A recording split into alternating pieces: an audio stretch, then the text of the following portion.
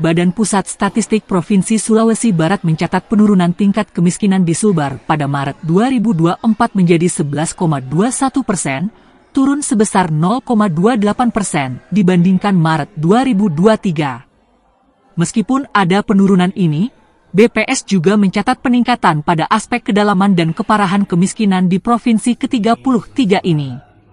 Indeks kedalaman kemiskinan menunjukkan kenaikan sebesar 0,05 poin, sementara indeks keparahan kemiskinan meningkat sebesar 0,03 poin dibandingkan dengan periode yang sama pada tahun sebelumnya.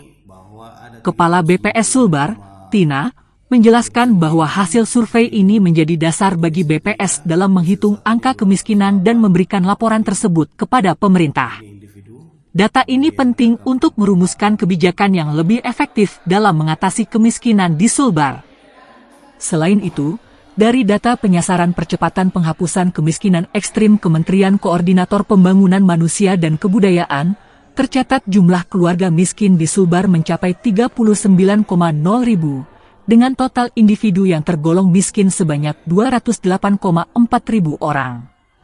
Menanggapi data tersebut, Sekretaris Dinas Sosial Provinsi Sulawesi Barat, Akbar Ulman, menyatakan bahwa pihaknya telah melakukan berbagai upaya untuk menekan angka kemiskinan di Sulbar.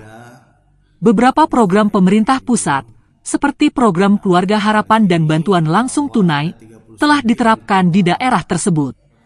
Jadi program penanganan kemiskinan itu, jadi yang namanya penanganan kemiskinan itu harus kita mengacu pada Undang-Undang 13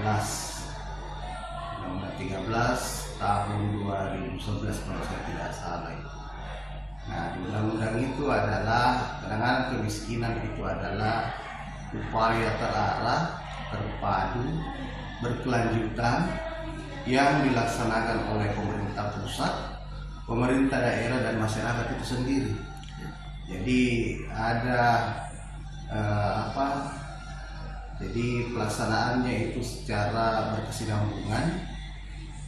Jadi kalau ketika kita mencermati pelaksanaan program penanganan kemiskinan di Indonesia itu sudah banyak.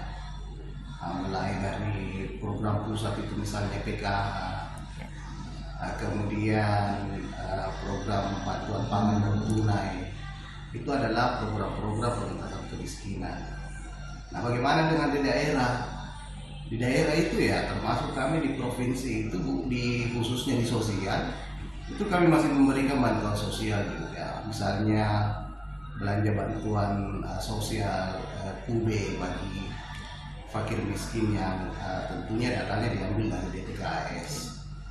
Kemudian ada upaya-upaya lain juga yang tentunya tidak dilakukan oleh dinas sosial sendiri, tapi misalnya ada dari Koperinda misalnya untuk bantuan kepada pengembangan ekonomi. Kemudian misalnya di dinas tenaga kerja mereka itu ada padat karya misalnya yang pelaksana pekerjaannya itu misalnya dari keluarga miskin, yang tentunya semuanya basisnya dari data terpadu kesejahteraan sosial. Nah, selanjutnya itu terkait BLT di desa itu. Jadi di desa juga sudah memberikan program perlindungan sosial kepada masyarakat yang bentuknya berupa belanja langsung tunai yang diberikan kepada masyarakat. Download Tribun X sekarang, menghadirkan lokal menjadi Indonesia.